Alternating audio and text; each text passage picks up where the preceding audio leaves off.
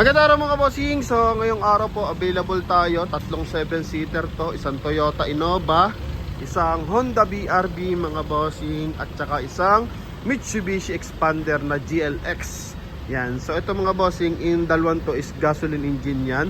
Para silang 2019 model, isang kulay black, then isang kulay gray. Then ito naman po is isang 2012 model na 2.5 liters diesel engine. Yan. So naka turbo diesel to mga boss. Kaya sa ating mga buyers, eto. So pinagsama-sama natin kasi isa naman ang may-ari nito. Mahirap kasi pagsama-samahin kapag magkakaiba yung may-ari mga boss. So nagiging competition kasing matindi yan mga bossing. So unlike dito, pwede tayong mamili. Okay, sa tatlong unit na to mga bossing kasi isa naman may-ari. So dito muna tayo sa ating Toyota Innova na 2000 ano to mga bossing, 2012. Ito po is G variant mga bossing. Ano? Yan. So ito po is 2.5 liters na turbo diesel nga mga boss. Ito yung kanyang front area. Coding is Friday ending 9. So registrado naman to mga bossing. Malinaw yung kanyang mga headlight. Doon sa kanyang fog light lang. So kulang lang sa mapping. Kaya medyo malabo ng bahagya. Naka R15 to mga bossing na 80% red light. So makapal pa ang gulong nito. Kulay white po yung ating unit. And same time, meron siyang step board mga boss. Okay? Yan. So sa mga buyers nating interesado, ito mga boss is 82,000 ang mileage. Tapos for walk-in 530. 535 pa pala, 535. Pero sa atin mga bossing, binigay lang to ng 490 mga boss. Para sa ating mga mahal na viewers and subscribers. So 490,000, 2012 model, G variant ng Toyota Innova. So pakita natin yung loob niya mga boss. Okay, so ito po ang loob niyan mga bossing. Yan, so naka wood accent po yan mga boss, no? Kapag G variant, ganito po yung interior niyan. Okay? Yan. Same time mga bossing, naka automatic climate control, automatic transmission. Yan, cool door yung kanyang upuan. Pakita lang natin yung issue mga boss. Ito nakaangat lang mga bossing. Yan, and dito sa front area, yan papalagyan natin ng stud mga boss. Kulang kasi ng stud. Okay, ng bolt nut. And ito naman yung kanyang second row mga bossing. Napakaganda pa ng ating unit na to. Yan. Meron din siyang armrest. Same time, lamig na mga boss. No, ang bilis lumamig. Ito lang, issue rin to. Kasi puti to mga bossing na naka-original paint. So, automatically maninilaw kapag ganyan mga boss. So, step board, buo yung step board niyan. Although aftermarket lang yan, pero maganda yung pagkakakabit. Then sa likuran may 2i reverse parking sensor. G variant to mga bossing, ano? Yan. Okay, ito yung likuran. So diesel engine to mga boss. Yan, so sa naghahanap ng Toyota Innova, ito mga bossing. 490 mga boss. Pwede nating makuha yan. Ito yung kabilang side niya. Yan mga bossing. So basically kulang na lang nito is yung kanyang top load. I think nag-vlog tayo nito sa Cavite, 550 pa mga bossing. Ayaw naman tayo bigyan ng last price mga boss. So yun, medyo tatalunin yun pagdating dito mga bossing. Kasi meron mga dealer na ayaw magbigay ng last price nila. So kapag ganun mga bossing, yung ibang viewers natin or kalimitan sa ating viewers, nahingi na ng LP or last price mga bossing. Para bago puntahan, ready naman na nga yung kanilang budget. Pero may mga dealership na ganito na lang, pagpunta na lang ng buyer, ganun mga boss, no? Yan. So meron naman nagbibigay ng initial discount na 20,000 agad mga bossing. Pero mas maganda kasi naka net price. Okay, kasi wala naman tayong papatong na dyan mga bossing. So ang pinaka ano na lang nila, additional income kung walk-in buyer, kumbaga kung walang idea sa napanood sa ating YouTube channel sa Promote PH. So, mas mahal nila mabebenta mga bossing. And same time, ang mag-aano naman yan dito, mag-accept naman dito niyan kung sakasakali na walk-in. So, yung mga tao na may-ari ng dealer mga boss. So, tayo kasi direct lagi tayo kay dealer mga bossing. Para nang sa ganun, maaliw din yung ating mga buyer and viewers mga boss na mababa yung binibigay na nating presyo. Kumbaga, pagpunta dito, alam ko na yung presyo niyan, check na lang natin yung unit. Okay, so sa mga gustong i-check yan, magdala ng mekaniko, so pwede po, wala tayo pong concern dyan mga boss, ano? Then eto po yung kanyang makina. Okay, D4D. So alam naman natin, D4D ginagamit yan sa Innova, sa Fortuner, sa van, sa Hi-Ace and sa Hilux mga boss. Yan, kaya sa ating mga buyers interesado, ito po, naka-turbo diesel. And yan, ang gamit niyang baterya is dito Motolite, no? Yeah. Andyman ba yan? Yan, and ito mga bossing, yung kanyang hood.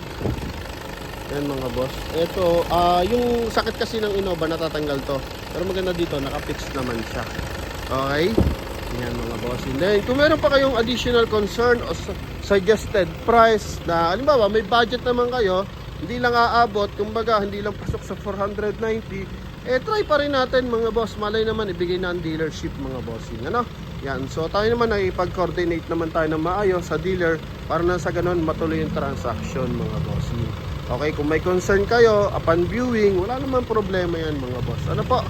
Yan, so eto yung ating dipstick mga boss. Eto yung EBS. So this dipstick nya, so walang usok yun mga bossing. Then EBS natin, yan, ito yung kanyang turbo air cleaner mga bossing, no? Ganda ng matunog na makina natin mga boss. And syempre diesel engine yan. And Toyota Innova yan mga boss.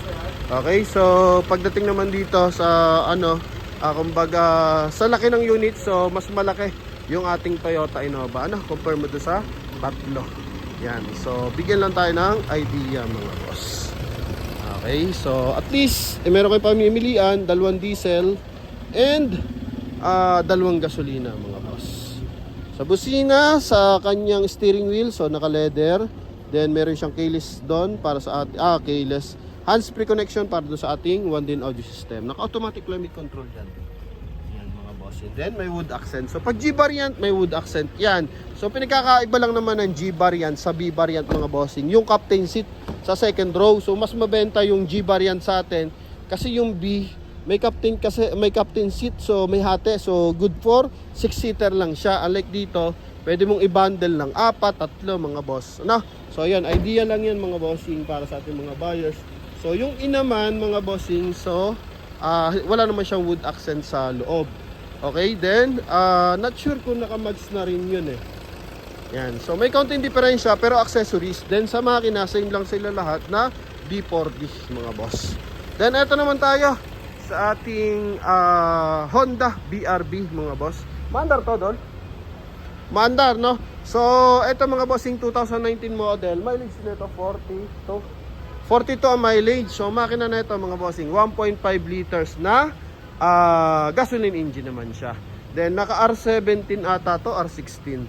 Silipin na lang natin mga boss. Yan, so R16 to mga bossing na naka two-tone. Yan, then naka-projector headlight.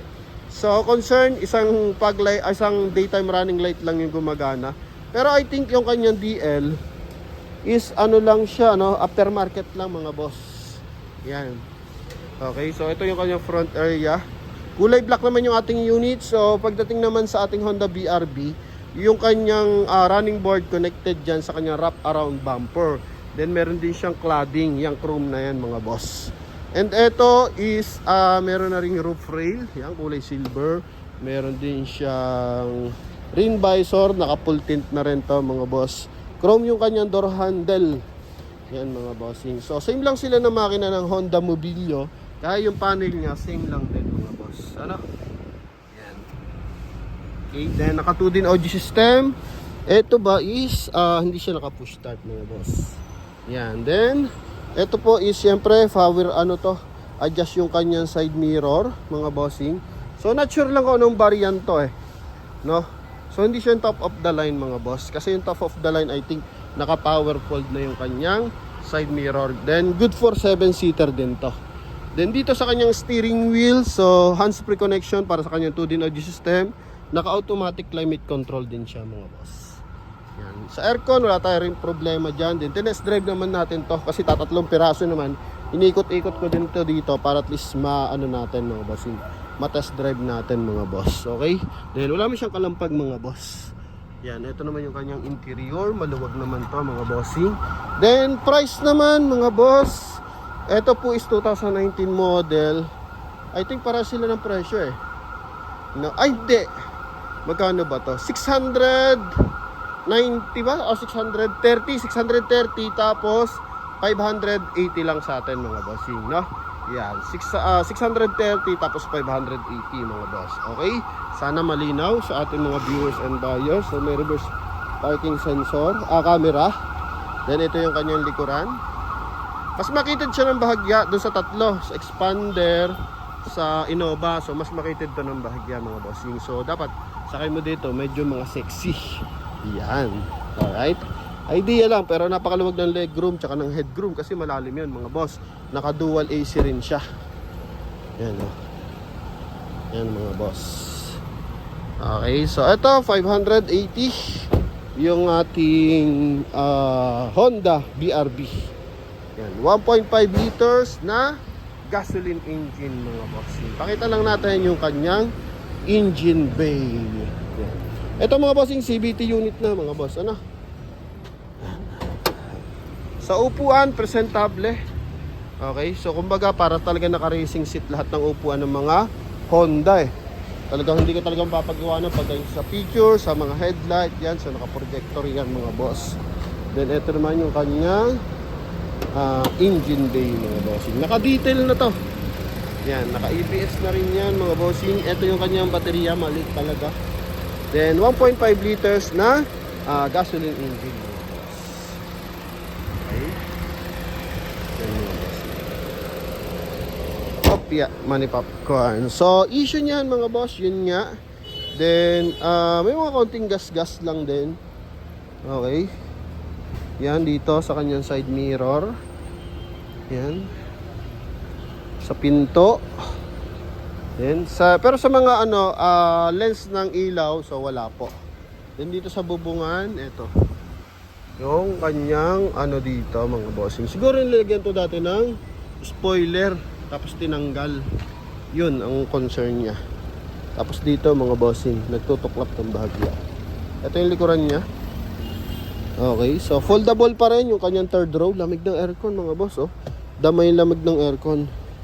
Then eto, may mga gas-gasay na itong bahagya. Okay mga boss, no? Yan. So iba kasi mga buyers, tumatawad na yun bago pumunta. Kasi malay mo nga naman, di ibigay sa tawad. So, di papasok yung budget nila. Yan. So may mga tigko-konti. Then tayo naman, limbawa, tumawad yung buyer, so tinatawag na agad natin. Para pag di kaya, hindi natin pag-aksaya ng panahon na ipilit sa buyer mga boss, no? Kumbaga magi-giveaway din tayo. Alright, so yun mga bossing. And dito naman tayo sa ating Mitsubishi Expander. Nabuksan ko na yan. Tapos na. Ito naman tayo mga bossing, 2019 na Mitsubishi Expander GLX. GLS no? Dual push start. Push start. Then dalawang susi na available. Ilang tinakbo na ito? Ha? 32? Ito mga bossing, 42,303. So galing kasi ito ng mga bangko mga boss, ano? Then ito naman advantage, dalawa yung susi. Ito naman yung kanyang front area mga bossing. So 2019 model GLS na 42,000 ang mileage mga boss. Then dalawa available susi, kulay gray. Nakatuton naman yung mags na R16. And same time, presyo naman nila 720. Tapos asking nila sagad is 690. 690. Bali may point pa parang binibigay pa ng 695 pero madali na yung 5,000 diferensya lang. So 690 tayo. Okay? Yan 720 naman yung kanilang asking price or walk-in price mga boss. So ito yung ating expander. So alam naman natin, ito talaga yung biglang nag-boom pagdating sa 7-seater mga boss. Yung ating 1.5 liters na Mitsubishi Expander na ngayon naman is meron na rin sa Nissan. So yun po yung ating Nissan Livina mga boss. Okay, sa pagdating sa forma, talaga napakagwapo na ito. Okay, all stock yan pero talaga napakagwapo ng unit. Puro chrome yan dito sa kanyang front area. Okay, the same time, nakaseparate yung fog light. Then, siya yung una naglabas ng mga ganyang klase ng headlight.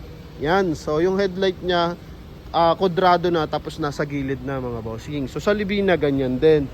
Then, eto, naka 5 stud. So, concern ko lang dito, nasa 70% red light na lang to mga boss. Then, eto mga bossing, may signal light sa kanyang side mirror. May chrome yan dito sa kanyang window panel mga boss. Kagandahan, may blind spot siya tulad ng kay Innova. Yeah, may blind spot yan mga bossing. Pailawin natin yung kanyang tail light. Sa interior, so eto, meron na siyang cruise control. Yun ang maganda lang dito, may cruise control sa tatlo. Ano po? Then same time, naka 2-din audio system. Naka-manual lang yung kanyang climate control. Yan, pero maganda lang dito. Advantage sa features, so power fold yung kanyang side mirror. Yan, and power adjust na. Yan, so gumagana naman parehas mga bossing. And napakaganda ng kanyang center console. Okay, yan mga boss.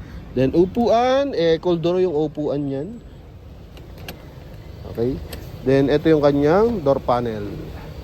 Yan, then ito kasi mas ano na kumbaga yung datingan mas elegant na. Chrome, naka-chrome, then tail light, naka-LED. Talaga namang maraming pinaiyak to pagdating sa 7-seater. Kaya kung mapapansin mo, yung Avanza ngayon, talaga nag-iba na rin ang mukha mga boss. Then naglabas ng Toyota Rush. Then si Toyota Rush naman, tinapatan ng Expander Cross mga bossing. Ito yung likuran mga boss. Coding is Friday, parang Friday lahat. Hindi, Wednesday yung isa. Tapos yung isa ay Friday. Then 0. So registrado to lahat mga bossing. May reverse parking camera, built-in yan. Then ito, maluwag yung space. So kaya maluwag kasi nakadapado. So good for 7-seater din yan mga bossing, no? Yan. So tatlo ang pamimilian nyo. I think normal na bentahan pa nito 760. Yan, 720, mura na yun sa 720. Or pagpalagay mo 700. Pero sa atin kasi is 690 lang to mga boss, no? Ito yung likuran. GLS variant to. Kasi noong nakaraan, nagbenta rin tayo. Ang bilis nakuha nun, yung GLX. Okay, so yun yung base model ng automatic transmission. So nakuha lang yun ng 625,000 mga boss, ano? Yan, so 675, then net sa atin is 625. So yun, nakuha agad mga bossing. Yan, so ito yung kabilang side niya. Yan mga boss. Maganda lang, may option yung ating mga buyers. And pabilisan kasi bare months ngayon. Talagang dami nag-aabang ng mga unit natin. Okay. Yan. Push start unit to, then dalawa yung susi. Ano po? Yan. So, kung ano yung ginagamit ngayon ng Mitsubishi Expander na makina, same lang to mga bossing. Dahil pa ako ng hood. Hood. Yan. Pasuin lang natin yung hood kay Idols mga bossing. So, Expander. So, I think may GLS Sport pa mga boss. So yung GLS Sport is yung kanyang merong naka-rough around the body kit. Yan, so baka sabihin nyo kasi may mas maganda pang Expander na GLS. So yung GLS Sport mga bossing, yun yung naka-body kit. Yan, okay, so konti lang yun. Parang body kit na lang ang diferensya nun dito. Then ito naman nabibilhan din ng ganong body kit mga bossing. Kaya sa ating mga bers na interesado, yan mga boss. Okay, so dipstick mga bossing ito. Yan mga boss. So pag ganito naman, basta walang usok, goods yan. Then naka ABS naman yan mga bossing. Maliliit talaga yung battery. So mga 3SM yan mga bossing.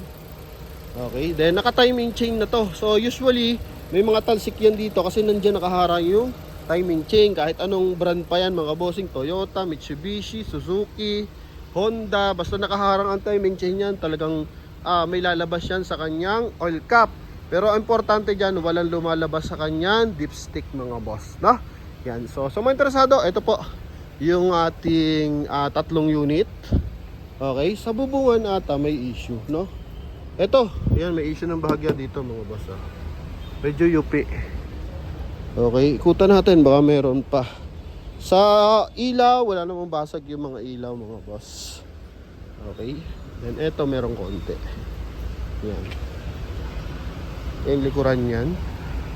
So meron tinatawag na third brake light sa baba. Yan. Okay, then thank you pala nga sa ating mga viewers and buyers na nanonood ng vlog minsan may mga mali tayo nasasabi, so kinukorek tayo. So thankful tayo sa mga ganon mga boss, no? Di ba tayo na-open doon kasi syempre tao lang tayo, hindi naman talaga natin kabisado. And sa sobrang dami natin binablog, minsan nagkakabale-balentong na rin mga boss, ano? Pero hanggat maaari, yan kinokorek natin. Okay? So ito mga bossing, formadong Mitsubishi Expander, kita mo naman. Tindig pa lang, simula nung nilabas siya. Hindi ko lang kung 2018 to nilabas or 2019 eh. Basta yung first generation yan, talaga napakagwapo hanggang ngayon mga boss, ano? Ginaya pa nga to ng Veloz tsaka Avanza, no? So diyan sila kumuha ng pattern mga bossing. Kumbaga hindi naman pattern, kumbaga sinundan niya lang yung kanyang modern looks ng expander.